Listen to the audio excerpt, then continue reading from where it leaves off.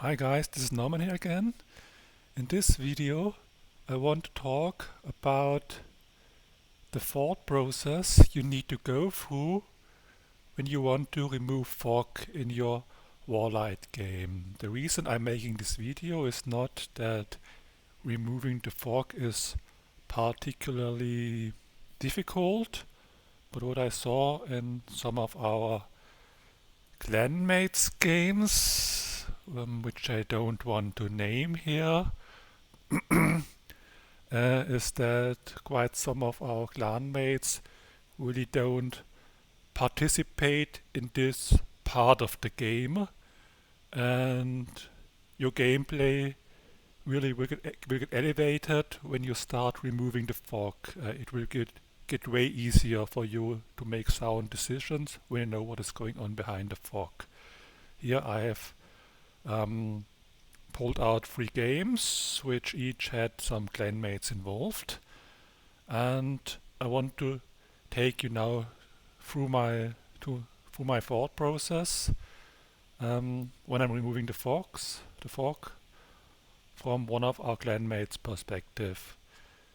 Let's start with it. A few picks from Nick Books. So I'm taking the perspective of Nick Books 3 now. I hope I'm not butchering your name too much.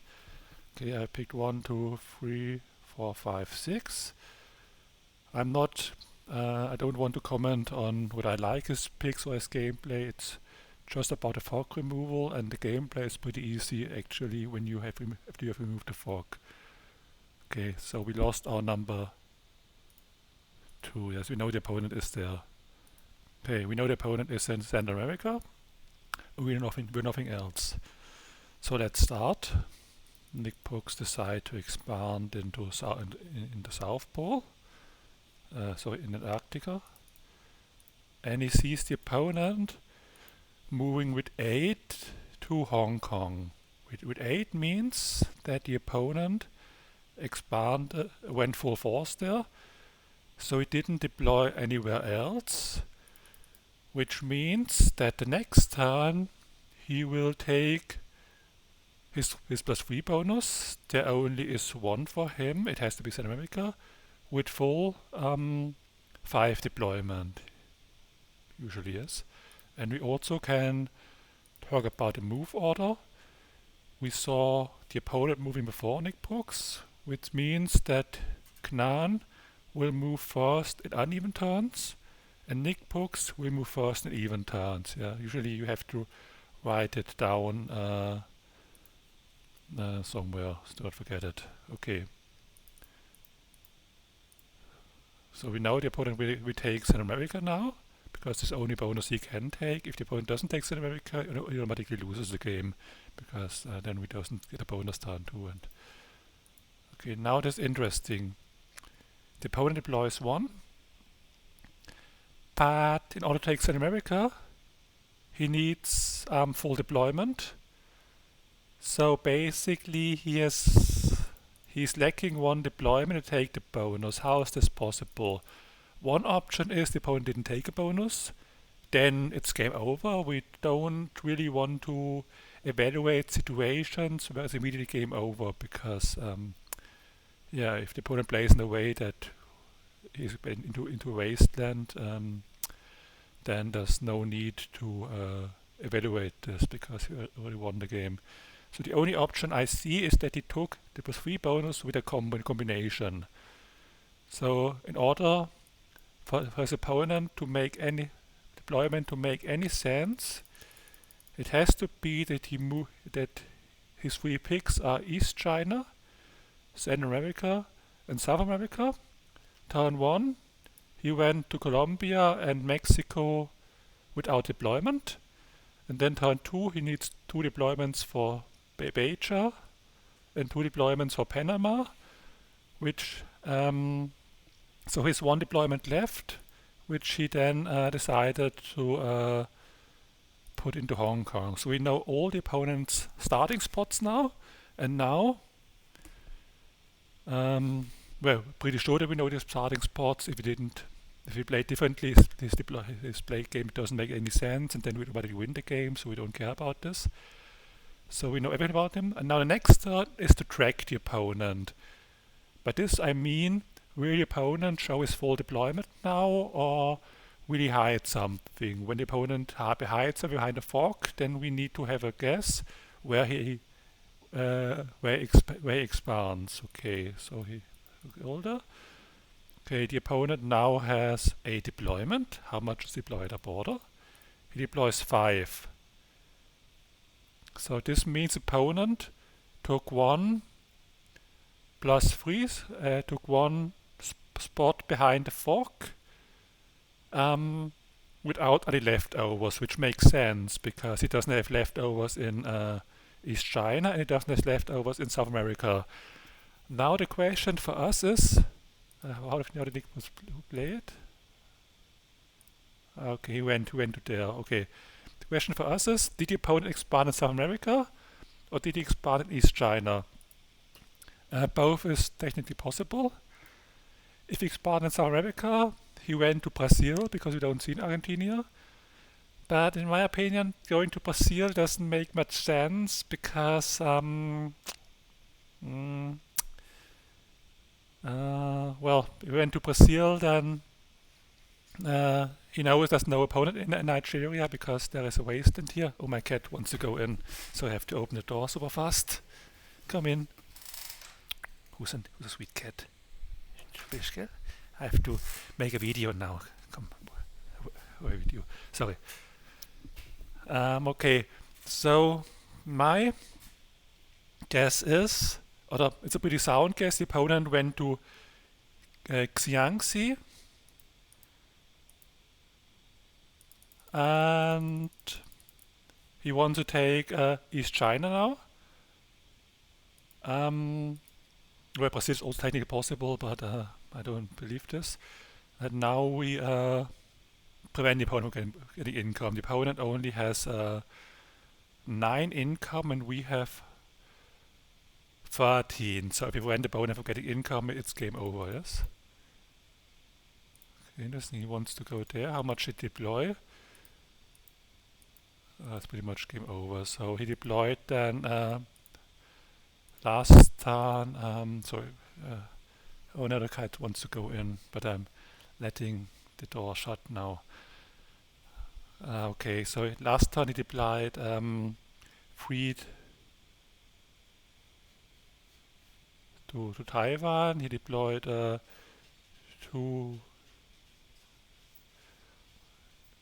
and 3 there, yeah. Okay, but it's pretty much game over now. The opponent only. God damn it. Sorry, my cats are making some noise. And they are. I'm just ignoring them now. They are not used to me ignoring them, but now it's pretty much game over. This was basically all I want to talk about. Now let's remove the fork. Let's see if I was right. Okay, as I said, turn 1 he went to Colombia. He took the bonus. And because Nick Pokes dragged him, he's now able to yeah. That's pretty much game over. The opponent deploys now. What's still interesting now, sorry, what I forgot is after this turn, okay, sorry, maybe let's continue. Okay, we already know what's going on, but we need to continue tracking the opponent. We know he has a stack there, and yeah, and we need to see whether he moves towards us. Yeah, but it's pretty much game over now. Okay, so let's open the second game. This is this one, yes. This was between Nick Pokes and Shadow Demon. Nick Pokes, his starting 1, 2, 3, 4. I believe he got. Yeah, he liked this number 3. Shadow Demon stole it, and he got his 1, 2, and 4. So he knows that Shadow Demon is there. Usually you have to also make some guess where the opponent could be. Let me think super fast. Yeah, there's some spots, where the opponent could be, but you always have to make some sort of a an educated guess. Okay, let's take our bonus. So Nick Pooks decides to deploy there. This makes sense because if the opponent is in South America, then it makes sense to deploy there instead of in Central America. Because yeah, if the opponent moves to Venezuela, then you have more options if you just have deployed in Antarctica, I guess. Well, that doesn't matter that much, but it matters a little bit. Okay, so it goes for the 2-turn 11 income, interesting. Now the second turn, he expands. Okay, he sees the opponent moving there now with 3 armies turn 2. So the opponent didn't move to, he said turn 1, and turn 2 he moved to Venezuela, and he didn't deploy anything, which is quite interesting.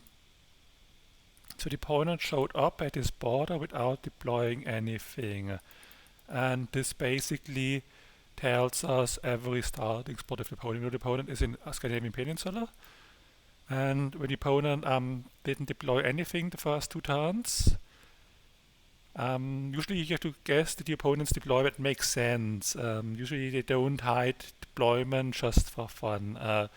For me, this means you went also for a 2-turn 11 income.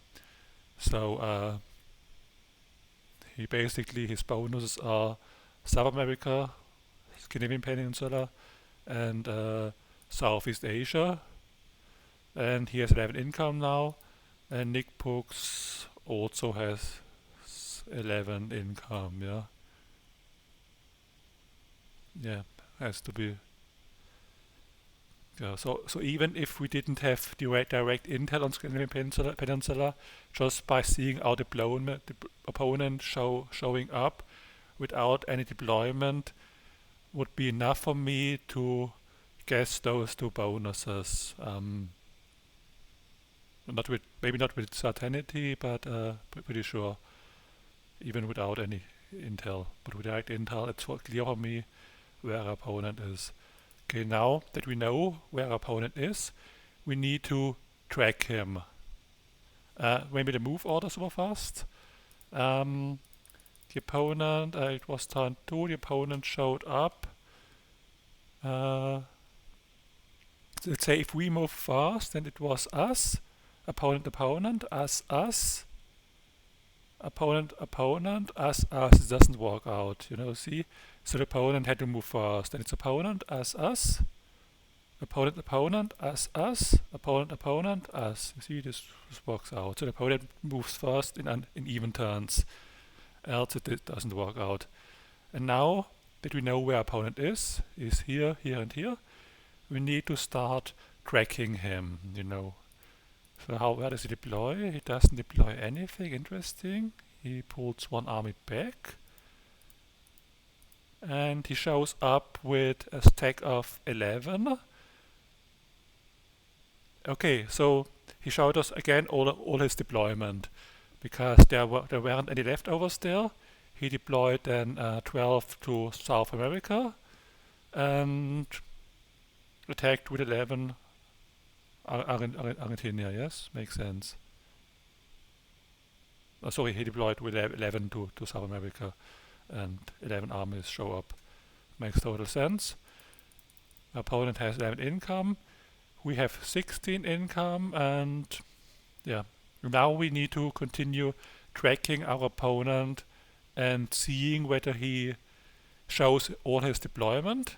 And if he doesn't show his deployment, we need to guess where he is moving. So it's always pretty easy when the opponent is showing his full deployment.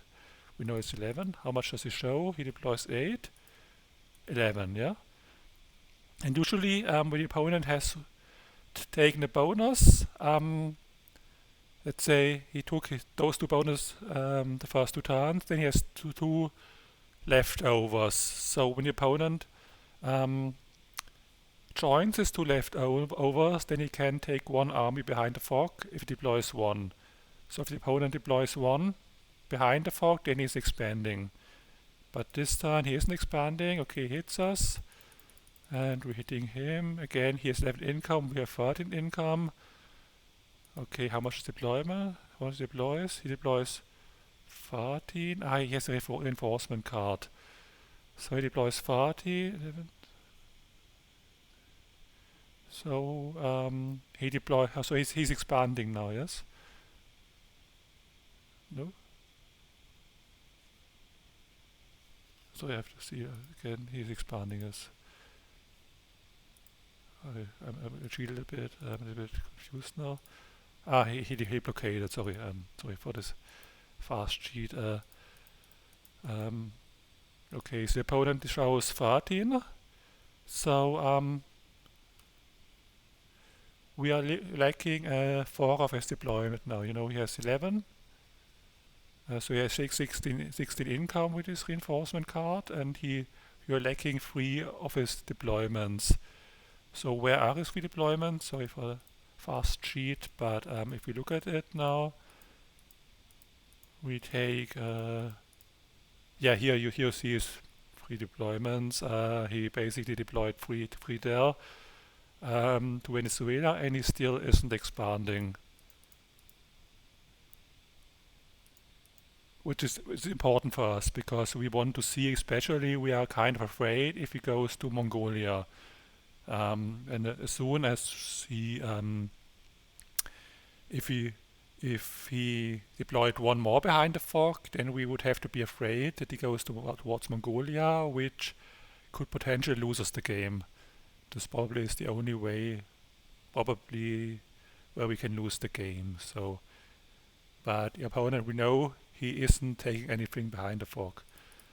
Okay, so how much does he deploy? We know now he used this card. Sorry for that cheat last turn. Okay, sorry, I'm a bit confused now. Okay, now 9.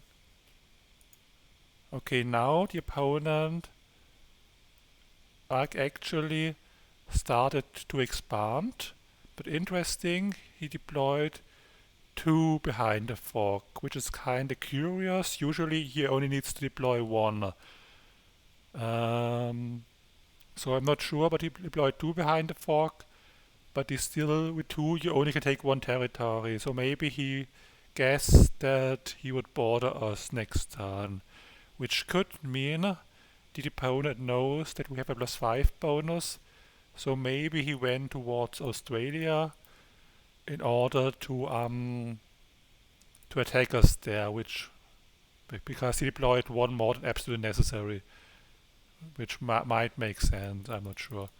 He also could have. We also have to keep care. But if he went towards West China or Caucasus, if he went to those 2 bonuses, then it makes less sense to deploy 1 more than necessary.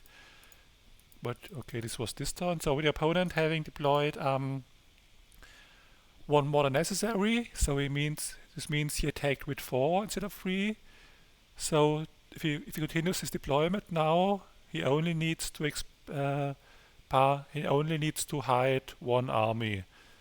So if he deploys 10, for example, yeah, we see he deploys 10, so he expands somewhere, because last turn he deployed 1 too many.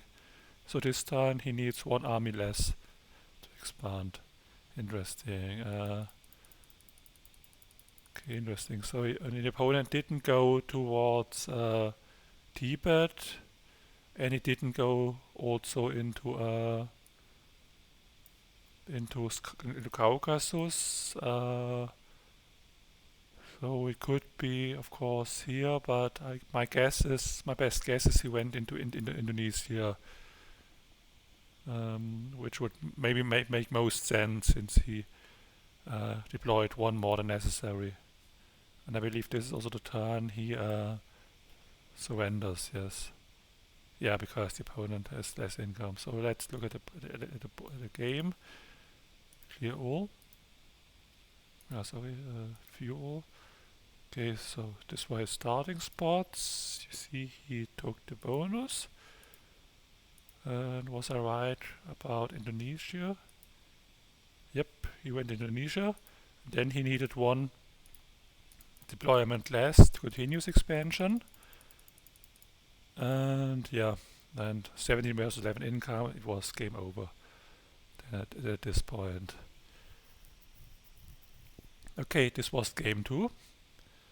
Now let's talk about game 3, which is a game between Jin, uh, Jin Competent and Bear, which is a Clan League game. Okay, let's look at Jin Competent's picks. He picked 1, 2, 3. And I believe he got his first 3 picks. Yeah. So usually you have to make some guesses after you have gotten those picks where the opponent should be. Basically there are some bonuses which have a wasteland, of course, which don't have an opponent presence in them quite naturally. And there are some relatively bonuses which are relatively which are not that effective. So basically you want one more territory than armies receive for the bonus, but for example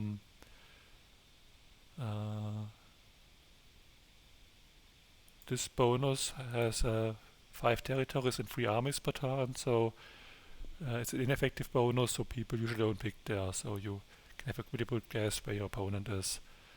Also usually players don't pick bonus like there, where you need 3 turns to take the bonus. Usually those bonus are maybe as a combo, but usually those bonus are a little bit out of scope for most players, but it's still a possibility that someone picks them. Okay, but basically Jin Competent has no direct intel. He picked one a little bit ineffective bonus. It's not that bad, but this makes it a first time bonus. Okay, but it's not about the picks there. I don't like his picks. This is just about removing the fork. Okay, let's look about this. 1. Okay, we still don't see anything. Jin Competent checks this bonus there, but this is also an ineffective bonus. You see this? This is 3 territories for. Is this a combo with another bonus? Not even a combo. So it makes no sense for his opponent to be there because this is an ineffective bonus. And if your opponent wants to pick there, then you can just pick this bonus, for example, which costs the same amount of territories. Both are 5, and this just gives 1 more army. So it makes 0 sense for opponent to be there. Okay, he still doesn't see anything after turn 2. And turn 3. The opponent shows up. Interesting. And the opponent, he shows up. So we know already after turn 3, 2 of his bonuses. He suddenly shows up in 2 places at once.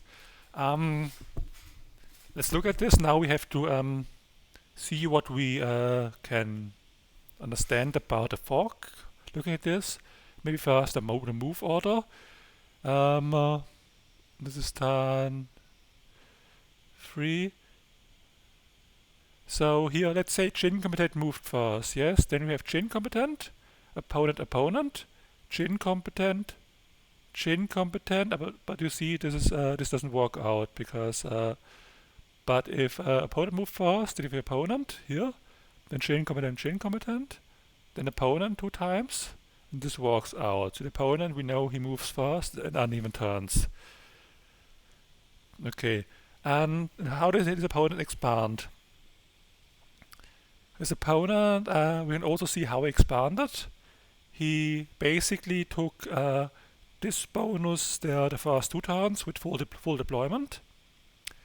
And then he has this like in strategic like Australia, so it's a bonus. If you don't have any combo, you need full deployment. And then you have 10 income. And then he had 2 armies there. Then you need 3 plus 3 plus 2.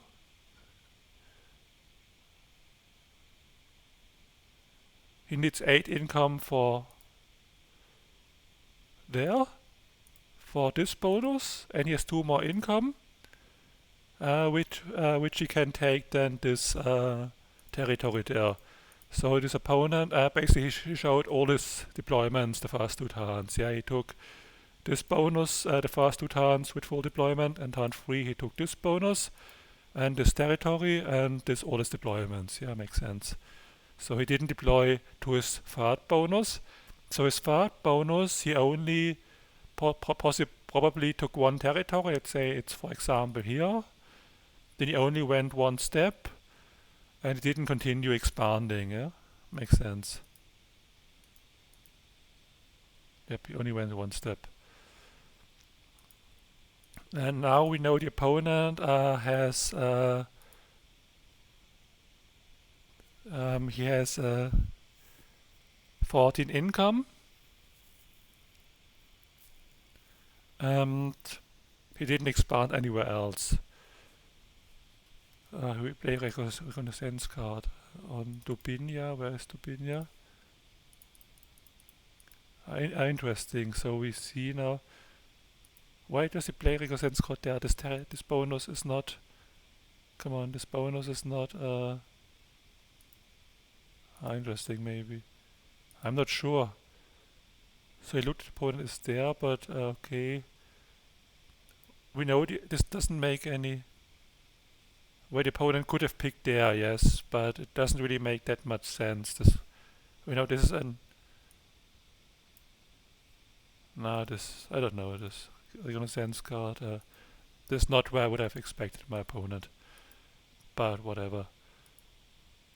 I didn't even know as I checked the game that there were those kind of cards. I didn't know those cards were part of the game. I don't know the settings that well. Okay, so now his opponent has 14 income. And now how much does the opponent show? He shows only 12 income, so this means he took 1 territory behind the fog. You know, if he takes 1 territory, he has 2 leftovers, then he needs to deploy 2 to continue his expansion. So with the opponent taking 1 territory behind the fog, this means that now turn 5, his opponent has 3 territories in a bonus, but there aren't any 3 territory bonus, so his opponent still has only 14 income, yeah? Where were his last bonuses? So now we have to see again. Okay, he deploys 17. He has 14 income. So he has 18 income with a reinforcement card. So he's deploying 2 armies behind the fog. Yeah, which means he's making 1 more expansion step. Yeah, which might lead towards a +3 bonus. Maybe this. I don't know if this. I don't know this board too well. I don't know which bonus make most sense. I don't know if this bonus even makes that much sense. I wouldn't have picked there because this bonus basically gives you no coverage at all.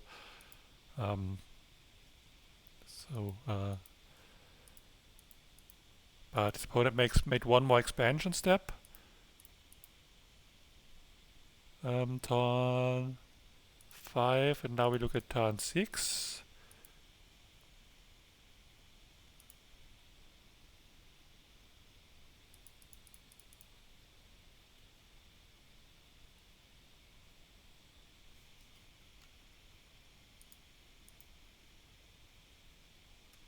Okay, so his opponent now has, interesting, look at this. His opponent deployed 11, deployed 13 income, yes? But since we broke this bonus, we see that the opponent has another bonus now. He has 10 income, base and 5, and but he showed 14. We know the opponent in his last bonus, he only with his starting territory, he only took 4 territories in total. So we know his last bonus is one of those efficient +3 bonuses. So we know his last bonus is either here, here, or here. and we know the opponent has I'm at turn 6. We know the opponent has 14 income. I'm at turn 6. I'm not that used. It's a little difficult for me. Yeah, you know the opponent has 14 income, and now we need to find out where his bonus is, his last bonus, and we need to continue tracking the opponent. For me, the opponent having 14 income, the worst case scenario is that he is here, and because then he could double border us, and he could even border us there. So we need to absolutely check there. This is a huge mistake to check here. This is also not an efficient bonus, so this is kinda possible throw here to expand there, because we have to assume that the opponent is there, because because if he is there, and it also makes sense that he is here. It's a good bonus, and if he is there, then he can pretty much we can quite easily lose the game if he shows up at our border. We usually, so I don't like this too much. But let's see. So turn 7, the opponent 8 still shows 14, which means he isn't expanding, which is interesting. So it's kinda good for us. Okay. So turn 8, the opponent is still at 14 income, and he never expanded. How much does he deploy? Oh, now you see he only deploys 10.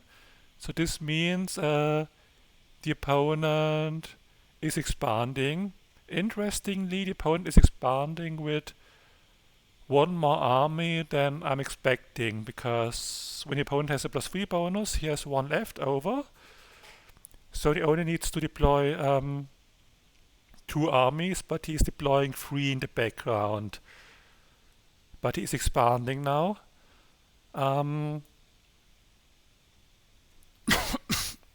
Sorry.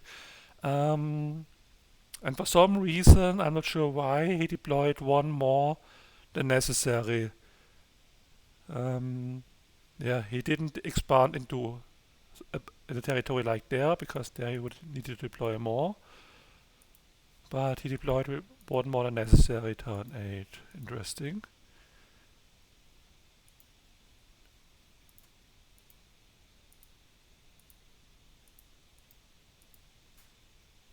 Okay, now he deploys. Do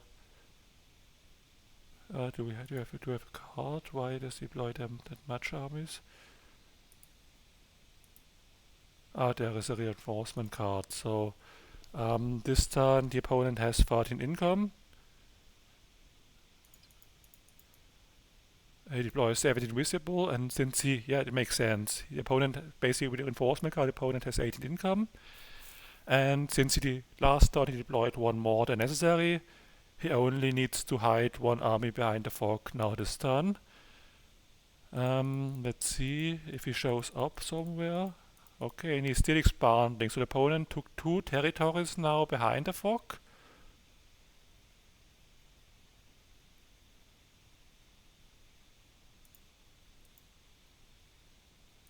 Okay, interesting.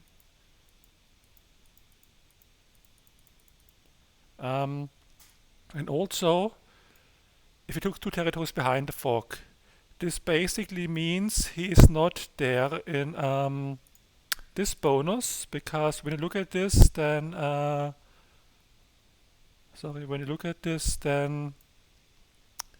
turn 9 he can't be there, because a little bit slow,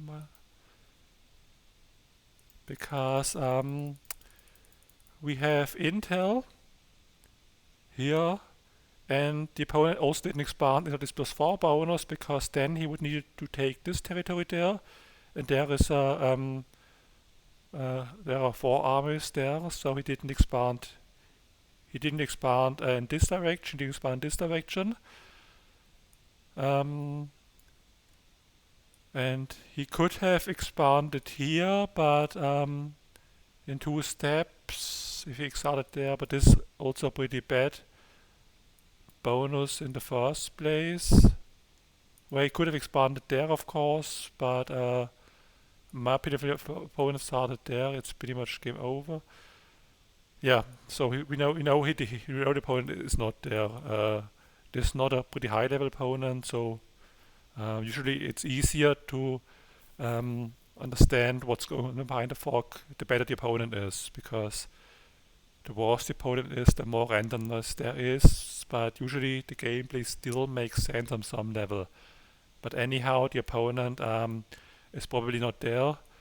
I guess he could be here or he could be here. I don't know exactly. No, he actually, I believe he can't even be here, because if he's here, then he expanded.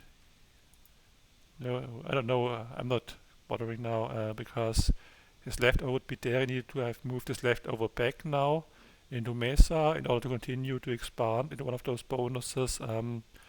So I'm not sure now. I need to check it, but it's possible that this isn't even an option because of the one leftover.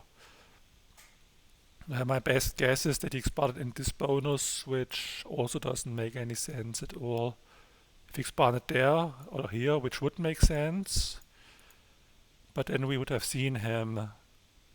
Yeah, his opponent's way doesn't really make any sense. And if I were in a real game now, I would check whether this even is an option, because the opponent at turn 1, he took this territory. Turn 2, he took nothing.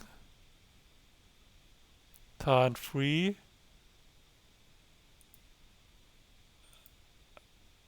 again he took nothing. Turn 4 then, he took Portar.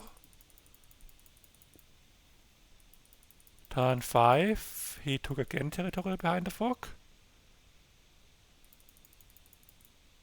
And turn 6, he moved the army back. As a turn 6, he has the bonus. And he moved the army to Porta. And turn 7, he moves the army to Dulok.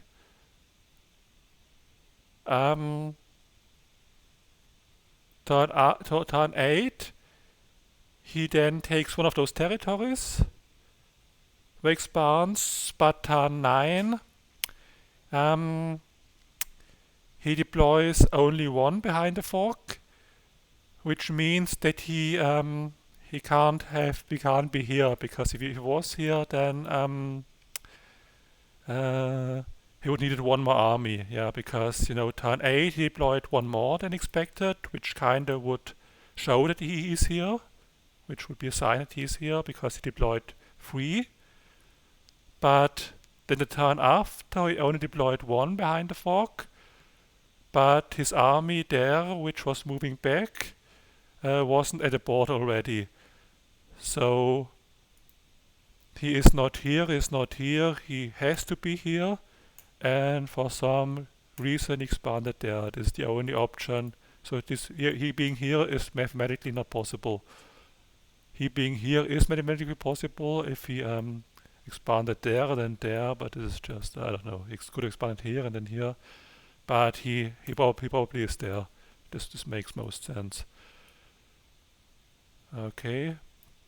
Turn 9, so we can have a very good guess that his plus bonus is there. Yeah, and then turn 10, yeah, turn 10,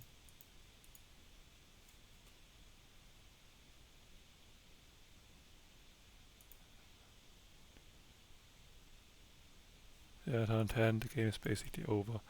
So now let's look at the view all, if I was right. Okay, he was here. Okay, works out.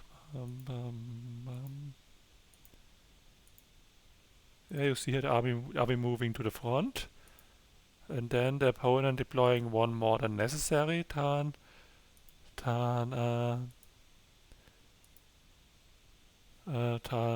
8. But then the turn after he only deployed 1, which means that he used the leftover. which ruled out this bonus there.